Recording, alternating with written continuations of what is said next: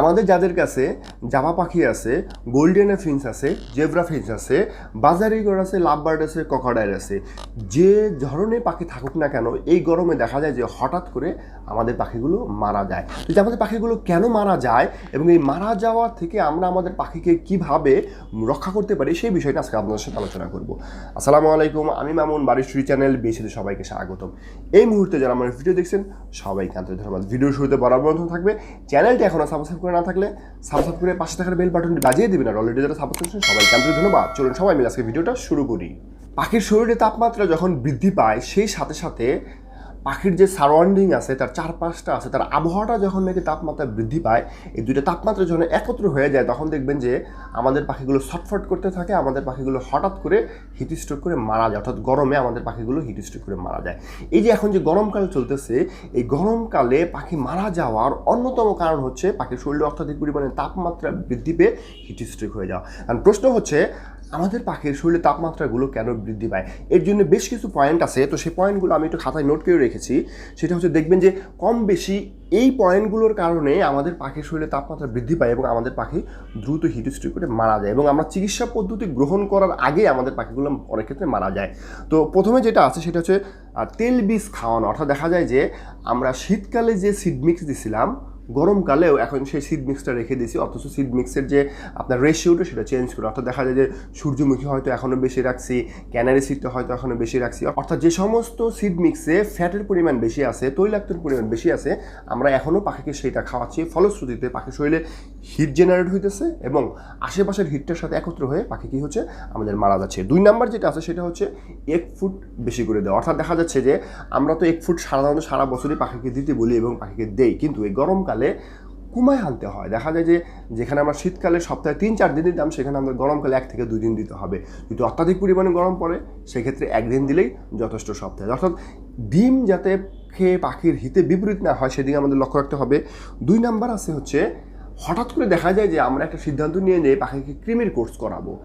এটা আমাদের জন্য সবচেয়ে ভয়ানক হয়ে দাঁড়ায় যে আমরা যদি আমাদের এই গরমকালে পাখিকে কৃমির কোর্স করাই, আমাদের পাখি মারা যাওয়ার বা হিটস্ট্রোক করার চান্স প্রায় 99% থেকে যায়। অর্থাৎ এই ওষুধটা খাওয়ার সাথে সাথে পাখির শরীরে এক ধরনের হিট জেনারেট হতে থাকে, অটোমেটিক্যালি হিট জেনারেট হতে থাকে। কারণ এটা এই হিট জেনারেট হয়েই তার ভিতরে যে সমস্ত কিড়েগুলো, সমস্ত পোকামাকড়গুলো পাখির এগুলো মেরে ফেলে এই আপনার কৃমির যে ওষুধগুলো আছে, অ্যাফিনেক্স আছে সেইটা। তাহলে আমরা যখন নাকি পাখিকে কৃমির ওষুধ খাওয়াবো তখন লক্ষ্য করবো যে পরিবেশ ঠান্ডা আছে কিনা। গরমকালে যদি আমরা কৃমির ওষুধ খাওয়াই তাহলে কিন্তু আমাদের পাখি মারা যাওয়ার খুবই সম্ভাবনা থাকে। অর্থাৎ পাখির শরীরে হিট জেনারেটর হওয়ার অন্যতম কারণ হচ্ছে এই কৃমির কোর্স করানো। এবং 4 নাম্বার হচ্ছে পাখির শরীরে সরাসরি রোদ লাগা।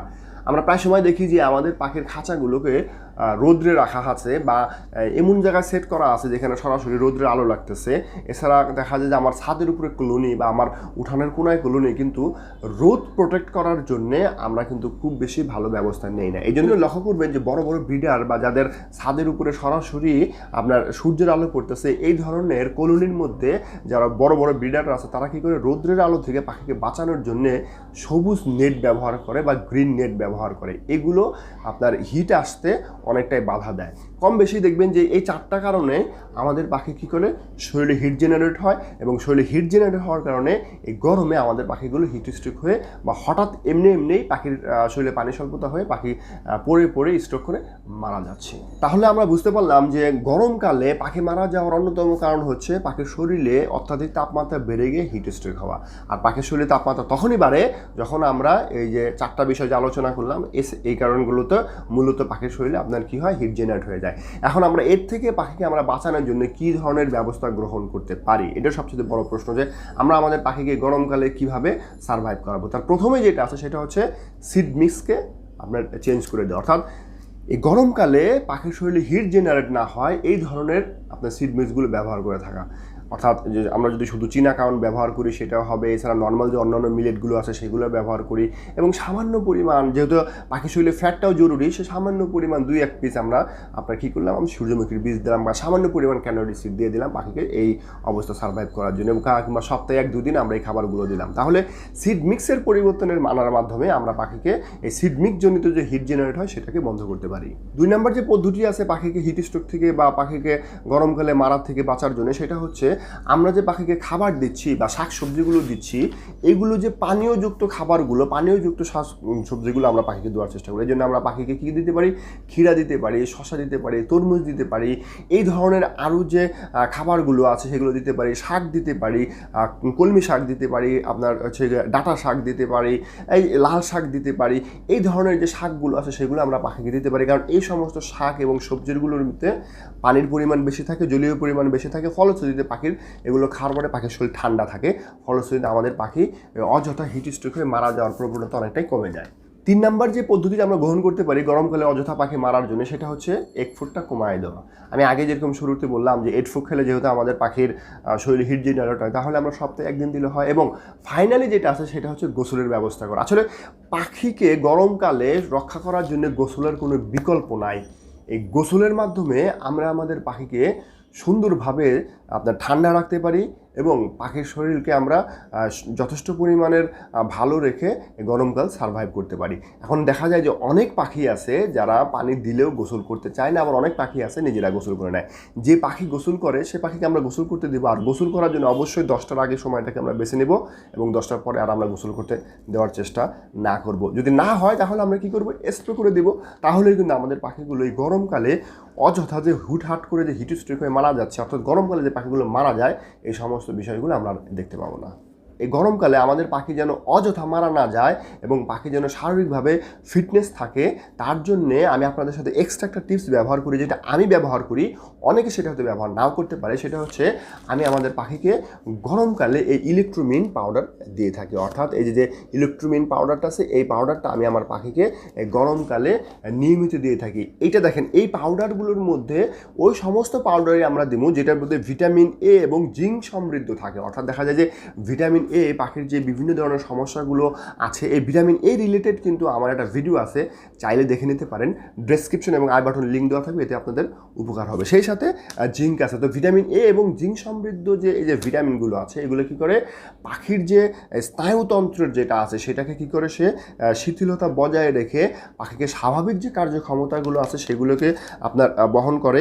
এছাড়া হচ্ছে আপনার মাংসপেশির কার্যক্ষমতাকে বৃদ্ধি করে এবং পাখির শরীরে যদি কোনো কারণে তরল পদার্থ বের হয়ে যায়, যেরকম দেখা যায় যে যদি অত্যাধিক পরিমাণ গরম হয়ে থাকে, পাখির শরীর যদি বেশিরভাগ গরম হয়ে যদি পাখি যদি কোনো কারণে কোনো সমস্যা হয়ে তার শরীর থেকে যদি তরল পদার্থ বের হয়ে যায়, তাহলে কিন্তু এই ইলেকট্রোমিন পাউডারটা পাখির শরীরে তরল পদার্থের ঘাটতি পূরণ করে পাখির শরীরকে ঠান্ডা রাখতে সহায়তা করে।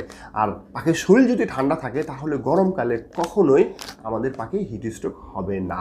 তো এই যে ওষুধটা, এই ওষুধটা বা এই ইলেকট্রোমিন পাউডারটা, বা অনেকে এটাকে দেখবেন যে পাখির স্যালাইন বলে থাকে, তো এই পাখির স্যালাইন বা ওষুধটা আমরা দিব হচ্ছে 1 গ্রাম 1 লিটার পানিতে, এবং যথারীতি আমরা ওষুধকে কয় ঘন্টা রাখবো, আপনার 4 ঘন্টা বা 5 ঘন্টার বেশি রাখবো না, এবং একটানা 3 দিন পাখিকে দিব।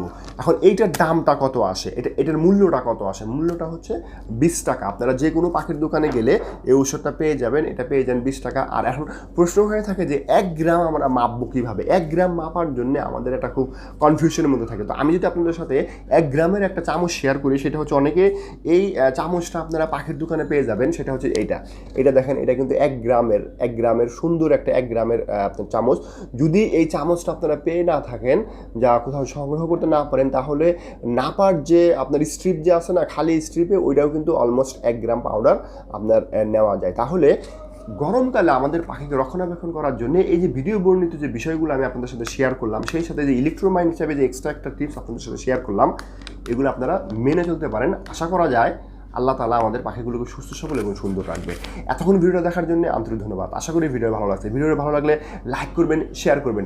চ্যানেলে নতুন হয়ে থাকলে সাবস্ক্রাইব করে পাশে থাকা বেল বাটনটি বাজিয়ে দেবেন। চ্যানেলে সোশ্যাল মিডিয়ায় যদি জয়েন না করে থাকেন, ডেসক্রিপশনে লিঙ্ক দেওয়া আছে, এখনই জয়েন করবেন। দেখা হচ্ছে নতুন আর একটা ভিডিও নিয়ে। ততক্ষণ পর্যন্ত আমাদের সবার পাখি ভালো থাকুক। টাটা, আসসালামু আলাইকুম।